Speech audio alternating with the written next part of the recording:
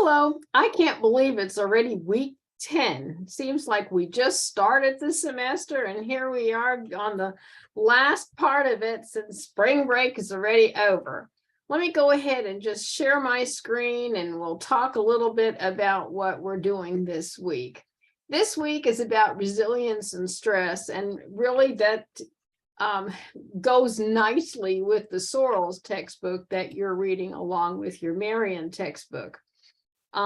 So this week we're going to take a look at this particular PowerPoint. I'm not going to read it to you. You can go through this yourself. This is a nice little video about the effects of chronic stress on your children. And this is certainly something that you see in children that have been traumatized in some way. You can read these signs and symptoms of stress. I am sure you've seen all of them, or at least many of them. I talk about the low stress classroom environment, very important because, sometimes your classroom is the least stressful place in a child's life. And really that's important for us teachers to keep in mind and to try to keep it that way. Some good strategies for helping your children to learn to become resilient.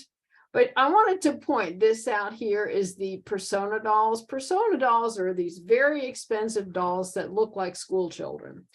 There's no reason in the world why you have to purchase a doll that costs hundreds of dollars. You could very easily just purchase a doll at Walmart or Target or some other cheap place. But you need to make sure it's not a baby doll. It's got to be a doll that looks like a school-age child, like a 4-year-old or a kindergartner or first grader, and it's got to be dressed in appropriate clothing for someone of that age. And you can get dolls, especially around the holidays. Very easy to get dolls that you can purchase for your classroom. What you use a persona doll for, or any doll that you use in its place, is to solve situations that happen in your classroom, but solve them in such a way that the children are the ones that are coming up with the answers, instead of you telling them what you want. When you see the video, you'll see exactly what I'm talking about. The teacher has a problem in the classroom. She's noticed certain behaviors, sits the children down, and then the doll is the one that describes having that problem, not a child, but the doll. She says, Junior here is telling me that no one wants to play with him, or someone said something unkind to him. What can we do to help Junior with this situation? And then let the children come up with some solutions. This really engages them in a problem, and it also is a teaching moment because they realize that whatever happened to Junior was inappropriate. Highly recommend this short video here, the Vimeo. Then here you'll just have a number of ideas on how you can do some visuals that would contribute to feelings of resiliency, belonging in the classroom, helping children feel like they're part of a classroom family.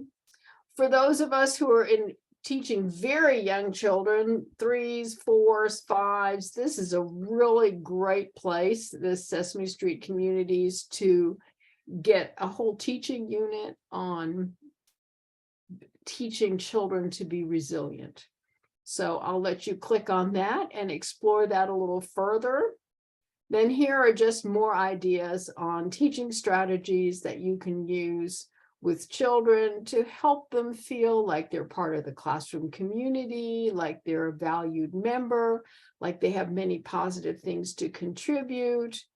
So I will let you go through that. There's no reason for me to read that to you. You'll be reading chapter 9 in Marion, and then week 10 materials over here in learning modules. The one thing I do want to talk to you about is the resilience and stress. I'm sorry, we're already doing resilience and stress.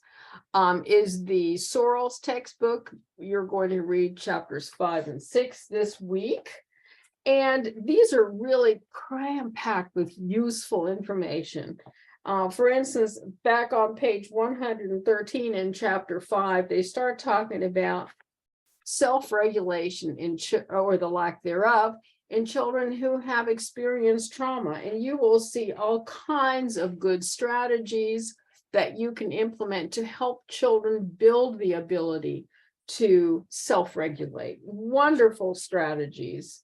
They're talking about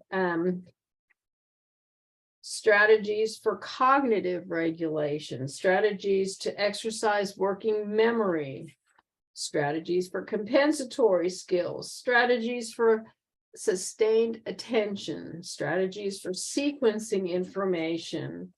So it is really chock full with great strategies you can take right to your classroom and implement this week. They have on page 126, they start talking about strategies for teaching behavioral control.